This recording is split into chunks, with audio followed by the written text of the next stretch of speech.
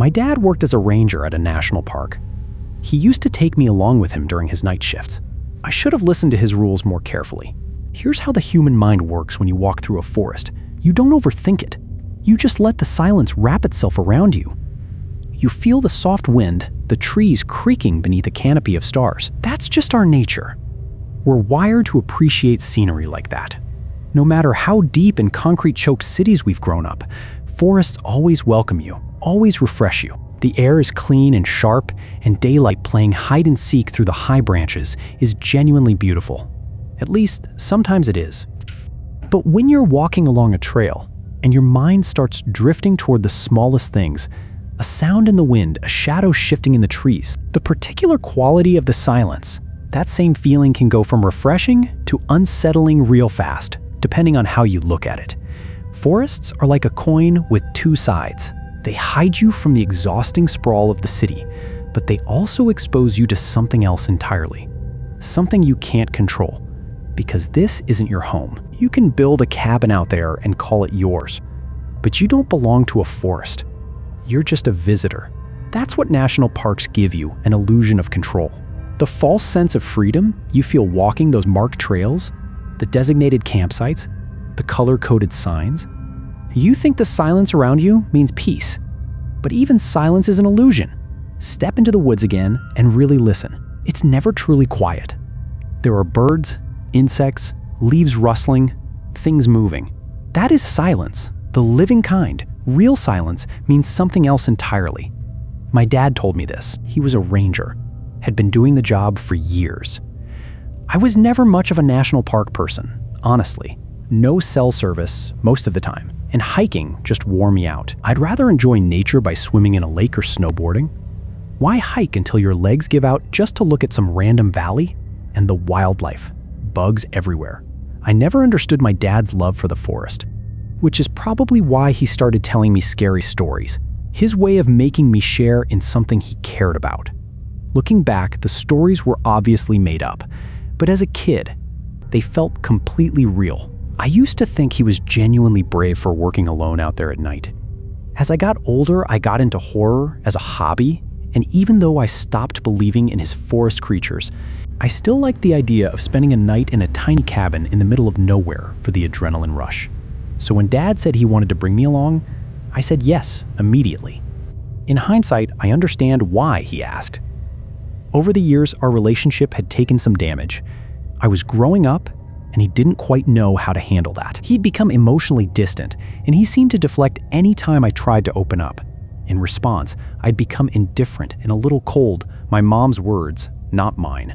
This trip, she said, would be a good way for us to reconnect, I guess. We arrived at the park around 9 p.m. His shift started at 10 and ran until 6 in the morning. His truck rolled through the darkness, headlights turning the trees white against the black sky.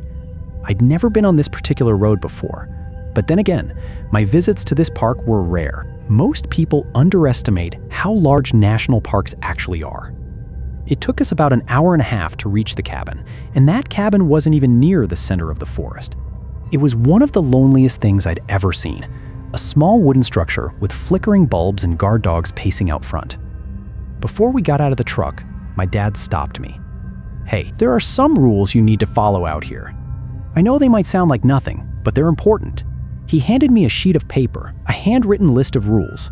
At first they seemed normal enough. Don't go outside alone. Don't leave food out. Keep the trash bins locked. Standard stuff? I thought the rest of the list was probably made up to scare me. Come on, Dad. I'm not 12 anymore. You can't freak me out with this stuff. I'm not trying to. You wanted to come, didn't you? So act accordingly. Wait, what's this one? I read it aloud. If you see a man with no hands, don't help him. We get all kinds of people through here. And this? If the whistle sounds close, it means they're far. If it sounds far, it means they're close. He smiled, but his eyes didn't. Some of those were added by superstitious people. They're just hypotheticals. It won't happen. I read through the whole list again. Don't go outside alone in the park. Always keep a working communication device on you. Don't leave the marked trails unless designated or properly equipped. Don't leave food outside. Keep trash bins locked. Carry your whistle and badge at all times.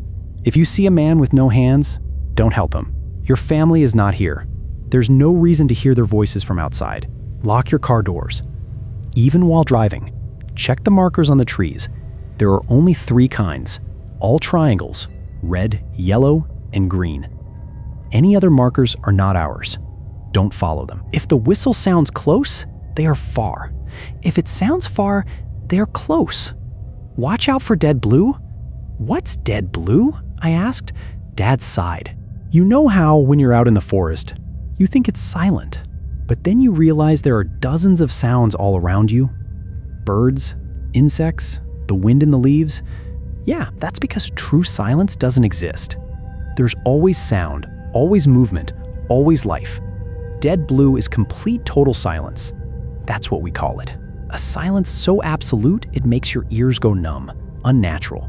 And if it happens, he paused, stared at the steering wheel, then he turned to look at me, his eyes drifting from my face to the window behind me. You'll have to leave. The cabin was dusty and cramped. I couldn't imagine how he spent 8 hours in there. There was a small TV that didn't work, a table, and a mini fridge. A trapdoor in the floor led to a staircase down to where the truck was parked. The cabin was built on a platform high up in the trees, maybe 30 feet off the ground, accessible from above or via the stairs. So I just sit here alone? I asked. Does that scare you? No, I'm just asking. Won't you get bored? There's a ranger station about 10 minutes out. I drive by to check in sometimes. Honestly, nothing ever happens here. This area is a bit more remote than the campgrounds. I just patrol between spots to make sure no one gets lost in the middle of the night. That's rare though, so you haven't actually explored everything out there? His eyes lit up. Couldn't possibly. And that's the fun of it. You said you wanted adrenaline, right? He opened the mini fridge and tossed me an orange juice, my favorite brand. I'd mentioned it to him once, years ago. He'd remembered. Maybe we weren't so far gone after all. We sat side by side in the little cabin, door locked, and talked. Around midnight, I started nodding off. I didn't want to, but eventually I gave in and slumped forward with my head on the table. Dad woke me. What time is it? I mumbled. I got a call from Marcus, another ranger in the sector. Someone reported a missing person from one of the campsites. We need to go check it out. We? As in both of us? You'll stay in the truck. I could hear Marcus's voice crackling through the phone Dad was holding up. Don't bring the kids, seriously. She'll be in the truck the whole time. Pat, you can't promise that. I can't leave her here alone in the dark, either. A pause, then Marcus again. I don't know about this. This could be one of those nights. Dad covered the mic. His eyes kept drifting to the window behind me. He exhaled slowly. Marcus is going to come pick me up. You stay here? Lock the trapdoor, turn off the lights, wait for me. Half an hour tops. What? No. I'm not staying here alone. You'll be fine. I'll be back before you know it. You can sleep or call a friend and talk. I was actually scared, really scared, but I didn't want to show it, especially after complaining all night that nothing interesting ever happened. So I agreed, reluctantly. Dad climbed down the stairs and disappeared into the dark. I watched Marcus's headlights pick him up and drive away. Silence, the living kind, settled in around me. I sat rigid in the chair and waited, and waited. My brain started manufacturing worst-case scenarios. What if they had an accident? What if a bear found them? I didn't want the anxiety to take over, but my mind kept circling back to the rules and the stories. I really hoped whoever wrote that list had just been paranoid. Around 2 a.m., I heard knocking at the trapdoor. My chest seized, another knock. I wanted to respond, but something inside me wouldn't let me. Then, my dad's voice. Ryan, open up. It's cold out here. It echoed inside the cabin. I stared at my phone, then I stared at the trapdoor. Ryan, please, buddy. Open the door. You know I'm out here. Dad can see you through the window. I had turned the lights off. The cabin was pitch black. If Dad could see me through the window, then so could anything else or anyone. I didn't like being exposed like that. Don't you have your key? I called out. The door locks from the inside. No answer. Did they find the missing hiker? Yeah, found him. He was in bad shape. Me and Marcus got him to his friends. Could have been a lot worse. I was already searching the drawer for the spare key, but something was wrong. I hadn't heard anyone climb the stairs, and I hadn't seen headlights Marcus's truck pulling back up. How did he get back? How'd you get here? No headlights. Turn them off? Didn't want to attract animals? I pulled the rules list from my pocket? Your family is not here. There is no reason to hear their voices from outside? My hands were shaking so badly I could barely hold the paper. I scrolled to Dad's name in my contacts and called him. The phone rang. No sound came from below the trapdoor. He picked up. Hello? What's wrong, sweetheart? In the dark, alone. The cabin creaking around me. Dad, I kept my voice low. Someone outside is pretending to be you. A long silence. When he spoke again, his voice was trembling. Don't open the door. Kill the lights. Did you already turn them off? You should have done it when I left. I know. I'm sorry. It's okay. Don't talk to it. Have you already talked to it? Guilt hit me hard. I lied. No? Good. Don't move. I'm coming to you. But if it sees me, I'll have to deal with it directly. What if it sees you, Dad? What if we have ways of distracting it? It'll be fine. Don't be scared. I lied again. I'm not scared. Good. I love you. I'm on my way. I wasn't scared for myself. I was scared for him. Below me, the voice continued. Ryan, come on, please. It's so cold out here. Knocking. Then the voice calmer. Who are you talking to on your phone? You dropped your phone in the forest. Ryan, whoever has it, it isn't you. It isn't you. It isn't you. Over and over. Not me, not me, not me. Stop. And it did. I hugged myself in the dark and read through the rules again and again like a mantra. I strained my ears for any sound outside. Wind. The creak of branches. No dead blue. Then a loud thud against the wall. Another. Then another. Footsteps. Moving across the roof. I pressed my hand over my mouth.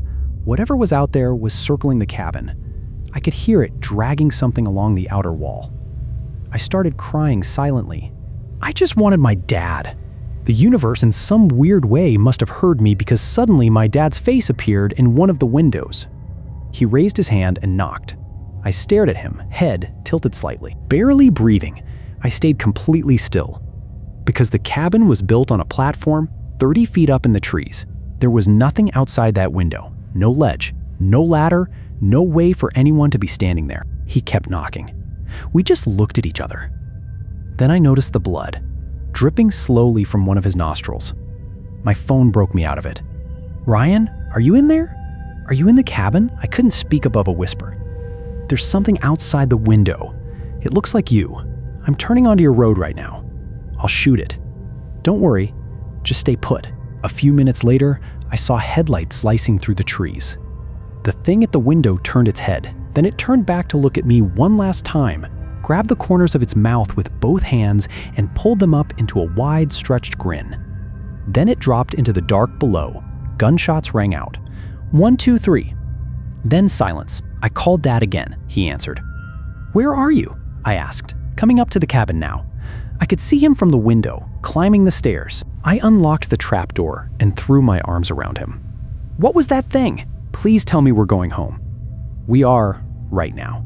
I'm so sorry, Ryan. I never should have left you. We walked toward the truck, and then my blood went cold. Not because of what I saw, not because of what I heard, because of the opposite. The wind had stopped.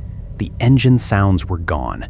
Dead blue. I sprinted to the truck, got in the driver's seat, and locked the doors. Dad stood in front of the truck, confused. That's when my phone buzzed. A text message. I hit the gas. I felt the impact as the truck struck whoever was standing in front of it. I spun the wheel and floored it into the dark. I barely knew how to drive. Didn't even have a license, but I pushed the truck as fast as it would go. Behind me, another set of headlights appeared and followed. When I reached the nearest checkpoint, I braked hard. The car behind me stopped. Marcus stepped out. Alone? Where's your dad? I asked. He took the ATV to get to you faster, said it would be quicker. I texted him back that you were safe. He showed me the exchange. Dad's last message read, I'm on my way to her on the ATV, should get there before you. If I do, I'll text you to come back and meet me at the checkpoint. No follow-up, no confirmation. Marcus hadn't heard from him since. I thought I had unlocked the trapdoor for my dad. In reality, he had taken the ATV and was on his way back, and whatever I let in wasn't him. The thing I hit with the truck wasn't him either. I'd known that the moment the dead blue hit, but no one at the checkpoint had seen him come through. I knew all of this, and still, a part of me believed he was alive. Maybe he took a different route. Maybe he got turned around in the dark. Whatever happened, I was going to find him.